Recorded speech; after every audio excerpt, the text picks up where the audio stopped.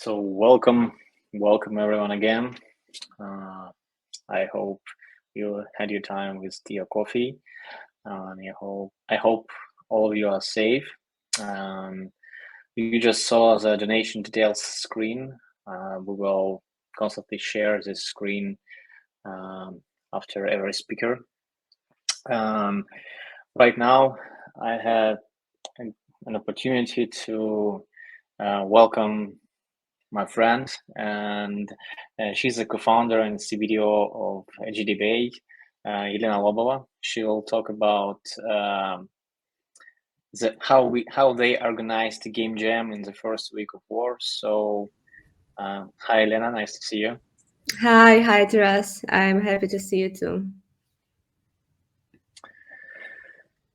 It's really glad to see you, and I really missed you so much. So, uh, so please share your screen. Yeah, related to the stream, and you have your time to tell us this great story of Game Jam during the war.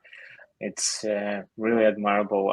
I didn't believe it when I saw it. So thank you for staying strong. Thank you for supporting game dev community. Please take your time. Thank you so much. Okay, so I think I should share my slides now. I hope everybody can see it now because I don't see anything except from my slides. So I just suggest everything is good. So hello everyone again. My name is Elena. I'm a co-founder and CBDO at GDBAY. Our team completes entirely from Ukrainians, and today I will tell you how we organized the game jam in the first week of war.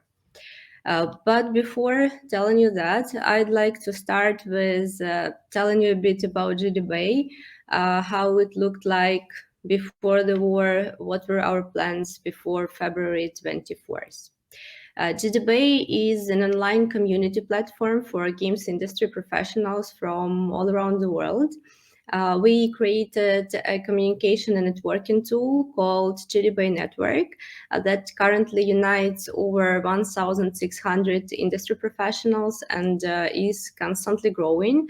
It's a free online platform, so everybody from any place in the world can sign up there for free, create profile, set up business goals, and start communicating with the other industry professionals.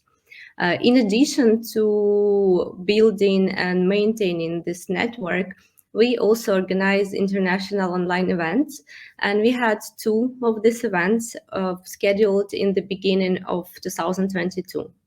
One of these events, Hyper Casual Jamcom, is a hyper casual game jam, and it was scheduled for February 25, February 28. And the other one, Global Game Speech, is our big international online game pitching event, and it was scheduled for April 6, 7. In each of these events, last year there were over 200 participants.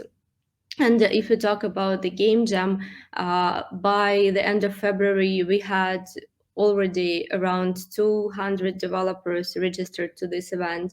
We already had several sponsors looking forward to this event. We had several speakers and mentors. So for you to better understand like what the event looked like, here is a schedule. So this is how it was supposed to look like. On February 25, we had a learning day. It's when experts who usually represent publishers and investors share their knowledge, tips, and tricks with developers.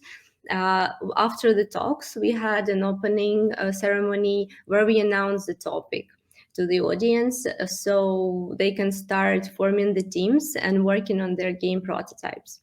Then it followed by 48 hours of game jam. Developers communicate in Discord, form teams, look for their teammates, work on their prototypes. They can also consult with mentors who are available at some specific hours during these 2 days. And at the end of the day, on February 27, there was a game submission deadline when all the teams who are ready to show their work should have submitted their games for judges to evaluate. Then we had 1.5 days of games evaluation. Judges had to look through these projects, look through the videos, play the game prototypes, vote for the best one, and select the winners in several nominations. And the results had to be announced on March 1st. So, of course, we had a lot of things already done by the end of February, but there were things that needed to be done during the game jam. Like someone had to launch a Discord, someone had to moderate the presentations from experts, someone had to host opening, someone had to answer the questions, collect game submissions, send them to judges, and so on. So our team's involvement was necessary. And this is where our team members were before February 24. As you can see, me, my co-founder Stan, and our partnership manager Natasha were all in Kiev. Our developer relations manager Slava was in Poltava, and Inna, our COO, who is currently on maternity leave, was in Vinnytsia. So Inna did not participate in the event preparation because she was on maternity leave, but all the 4 of us, we were all still in Ukraine by the end of February. And of course, when the situation started to get more tense, when we heard a lot of news and rumors about the possible invasion, well, of course, neither of us believed that it's possible just to start full-scale war in the middle of Europe in 21st century, but we got worried that we might have some circumstances that might prevent us from having our game jam uninterruptedly. So we decided to think about some measures that we could take to prevent the things that might prevent us from having our game jam. Also, one more thing that made me think about some extra plans B and C and so on is that I'm actually from Lugansk, and I've already been in similar situation. In 2014, I worked as a CEO of game development outsourcing studio iLogos back then, and we had 120 people in 2 offices in Lugansk in 2014. And of course, we didn't believe that the war will start back then as well. But because of our little paranoia, we were managed to relocate our employees in time. And when the bomb hit our office in Lugansk and it burned to the ground, nobody was there. So I already had such experience, and we decided that it's better to be safe than sorry. So our first key learning from all the situation is that we should hope for the best, but get ready to the worst. And this is what we did to get ready to the worst. First of all, increase the buzz factor. Buzz factor is a minimal number of people that should disappear from the project at one time. For example, if they got hit by the bus, hence the name of the factor, to make the project stall. We worked on this even before the situation started escalating. So we didn't want to to tie a lot of knots on one person. So we shared information within each other. It's important that every team member knows exactly what's going on, how the event works in general, and knows how the other processes also work, not only his or her own responsibility. It was important for us to have a substitute player for each one of us to make sure that there is at least one more person on the team who can also do the same things you are supposed to do during the game jam. And that this person has all possible information and all accesses and so on. Of course, we couldn't imagine the full scale war from day one, but we thought about possible interruptions in internet connection. We thought that some of us, or like just one of us or two of us, might lose connection to the internet, or electricity might go down. So just in case, we shared all the information, we shared all the accesses, and we had a plan B for the situations when one of us is not able to participate in the game jam. Also, we thought it would be a good idea to have someone from abroad who might help us in case all of us lose internet connection and lose electricity or something like that.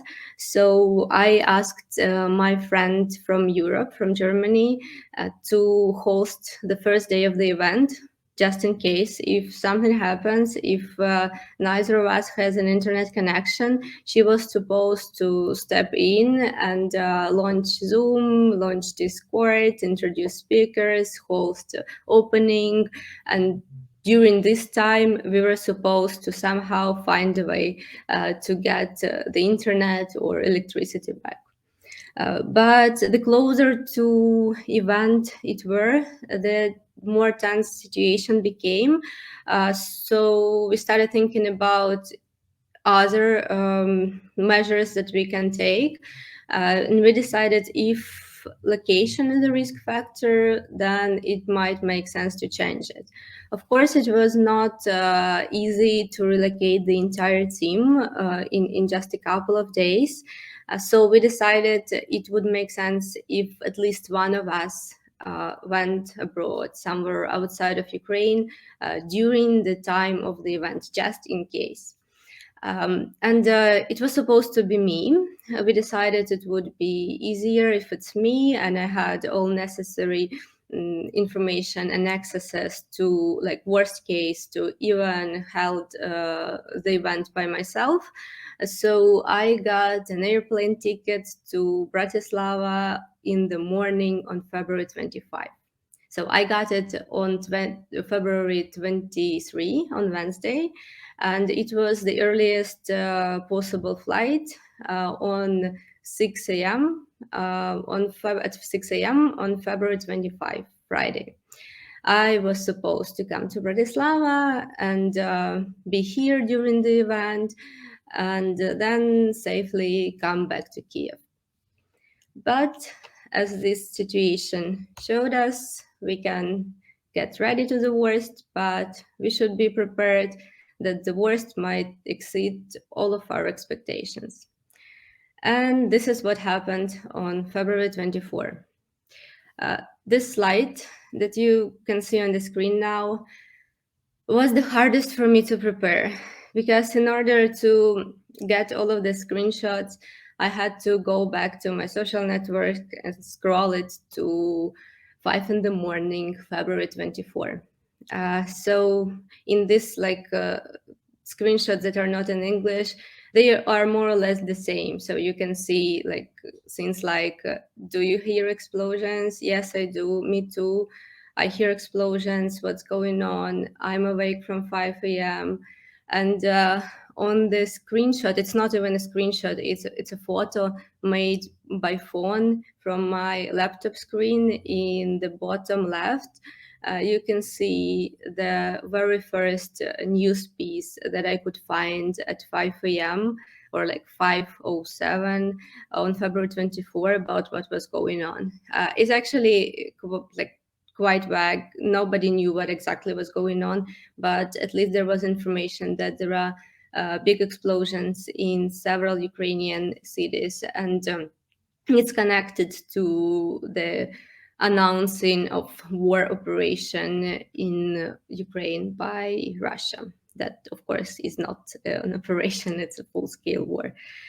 So yeah, in the morning of February 24th, everything changed. It was very unclear what should we do, and we all had to do about so many things. Like, should we stay or should we leave? Should we go to the shelter? Should we take our close ones? Who we should connect? What should we take? And so on and so forth.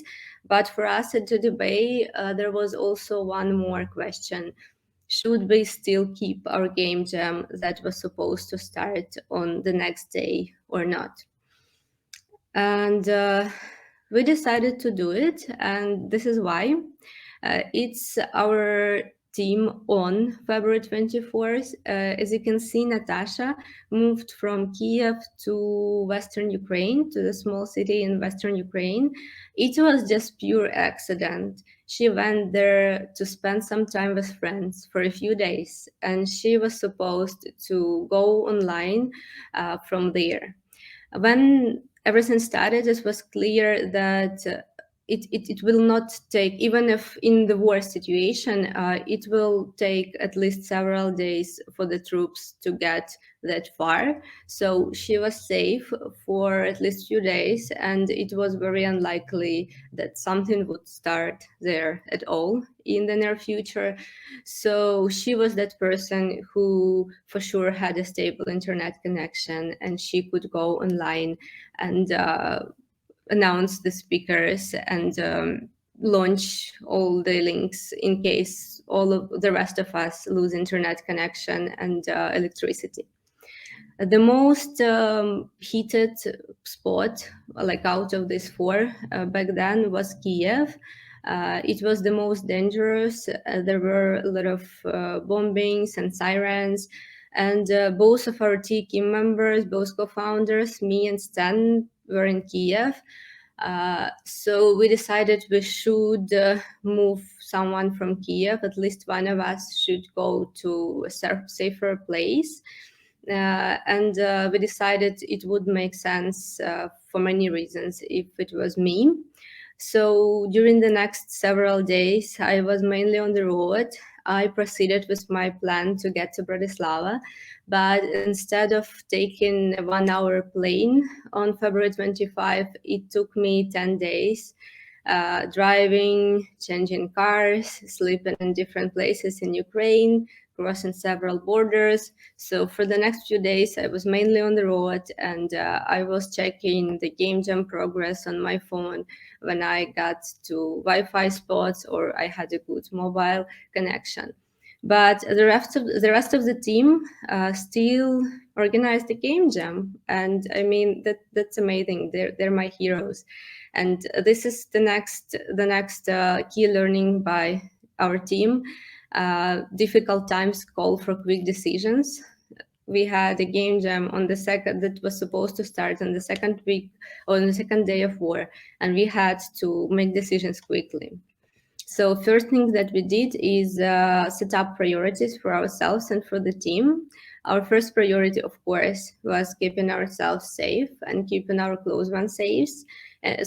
And even though we decided to have a game jam, we made it clear that we shouldn't do it at all costs, that safety is first, and it should be the main priority for everyone on the team, and work is like second or third priority.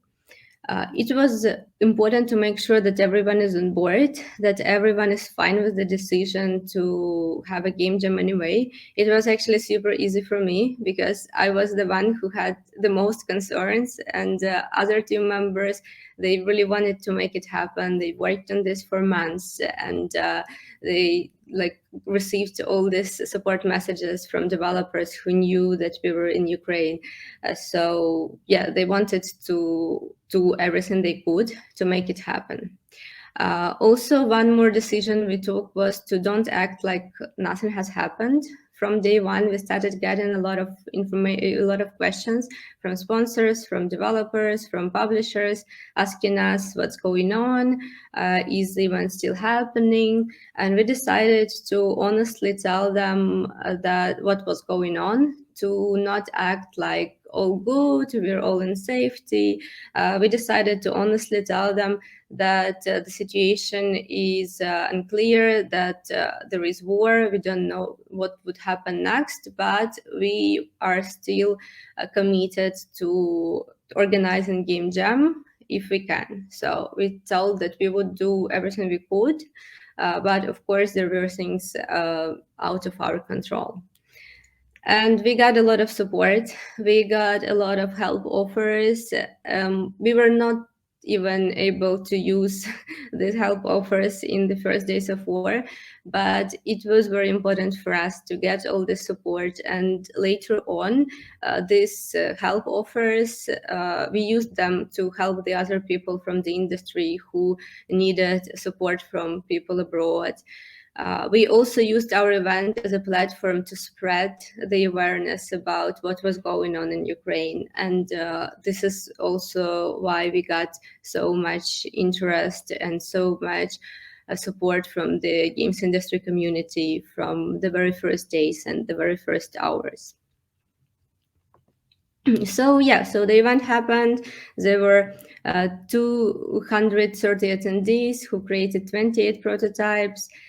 22 experts were mentors, judges, and speakers. We had 9 nominations. We announced the winners just one day later than we initially supposed to, but it was the only shift that we had. So we were happy that we were able to have it with this event, but we had one more event coming in less than a month, and the situation was still very unclear. We were all distressed, mainly out of our homes, and nobody knew what would happen. Of course, like all of us, we felt guilt for being in safety, even the ones who were in Ukraine and were really not really safe. We didn't know what should we do. Should we just focus on fighting or helping our country? Should we volunteer 24/7? Should we maybe go and fight on the front line? Like, what would be the best decision? And was it even appropriate to have a game jam to have another event in this time? But after some deliberation, we decided we should have it anyway. And this is why we decided to have it. And probably you've heard all these reasons already from people who decided to keep working despite of war.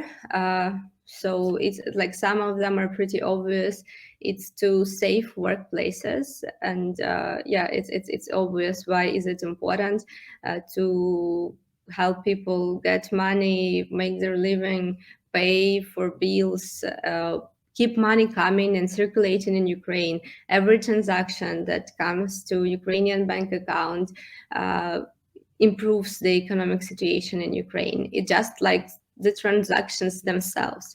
Also, being able to work and working and getting money made us able to pay taxes, pay different administrative bills, money that went to the governmental budget that could be used to defend our country. In addition to this, it also made it possible for us to donate to military and humanitarian aid. In fact, we sent a certain amount of our profits to military and humanitarian volunteering initiatives by our fellow game developers from Ukraine. And also sending money to Ukrainian employees helps them to spend money in Ukraine. So this is how they support other businesses that keep operating. And even being outside of Ukraine, I, for example, could buy some Ukrainian goods, some Ukrainian clothes that I really, really like. And by the way, this is my small side project. It's a post on my Instagram. I added a link in the presentation so we can share the presentation with you later on. And you can follow the link and see the list of Ukrainian brands that keep working and offer international shipment even now.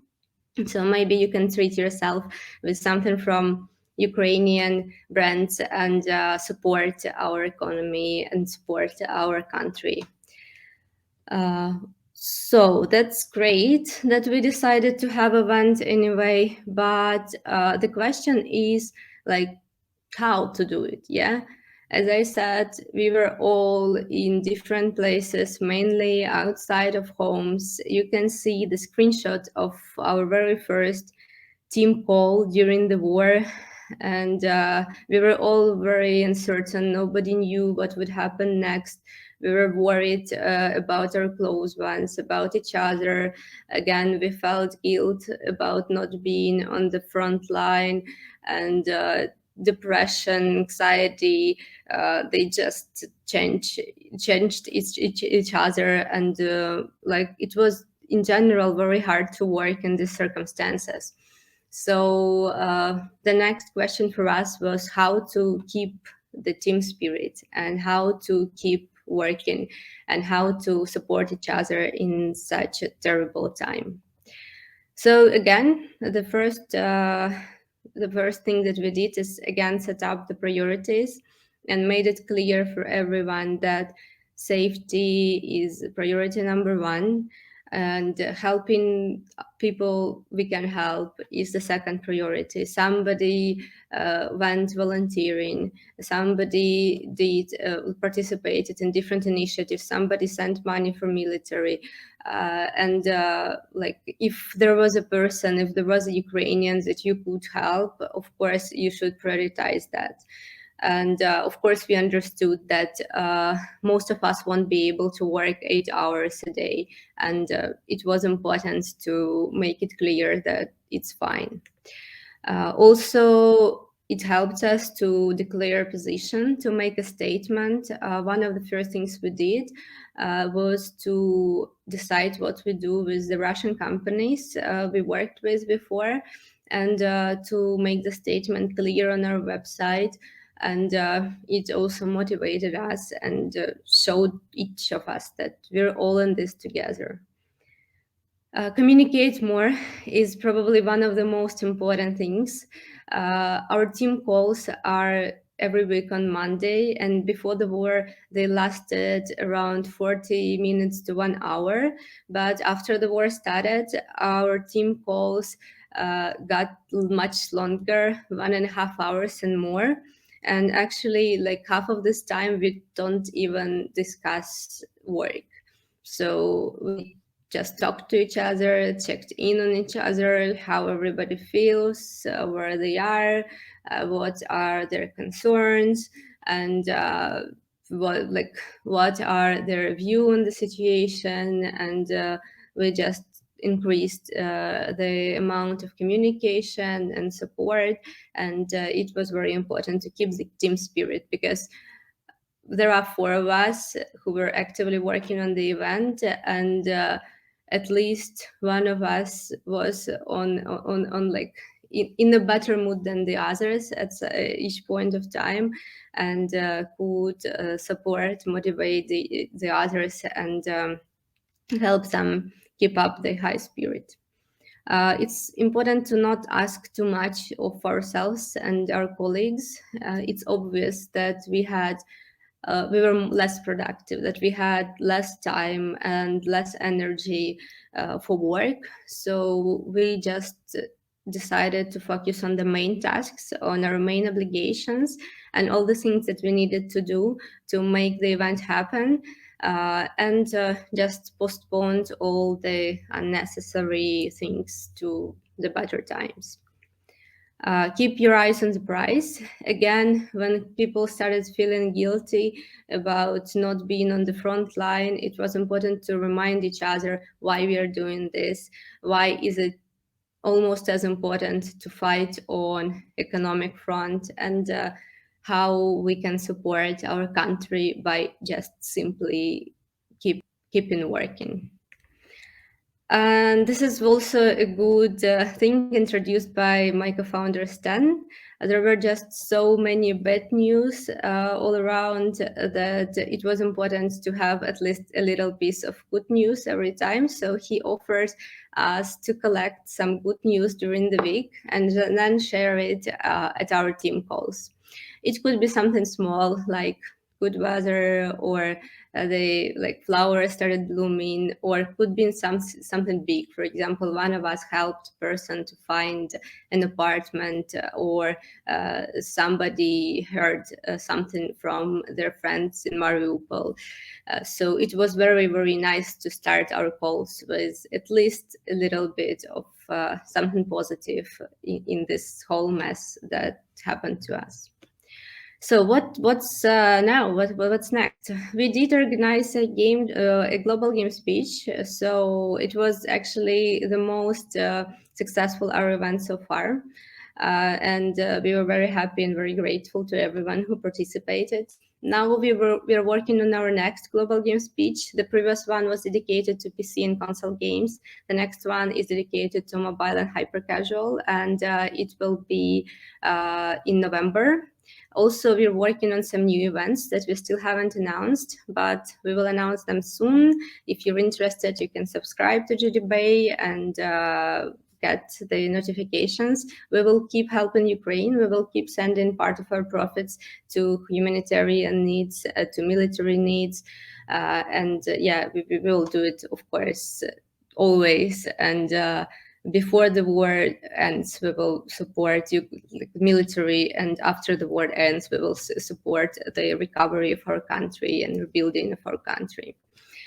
This is just one of the initiatives we participate in. I also put the link in the presentation, so you can follow the link and see a lot of different ways how you can help Ukrainian games industry community, hire people, provide accommodation, support financially, consult, and so on and so forth. So if you want to help, if you want to join, there are a lot of ways. It's just one of many initiatives that me and my colleagues participate in. Yeah, so it was all from me. Not sure if you have time for questions, but you can see my contact information here, and I will be available on Pine to answer your questions. Thank you so much. Thank you for listening. Thank you for joining us. And yeah, stay strong. Slava Ukraini. Героям слава. Thanks, Elena. Thanks for your really motivational speech, and thanks for what you and your team are doing right now to help our country. Guys, you saw Elena's contacts. Please send her a message, ask her a question. Elena, thank you, and I hope to see you soon in Kiev. Yeah, me too. Thank you so much. Bye-bye. Bye-bye.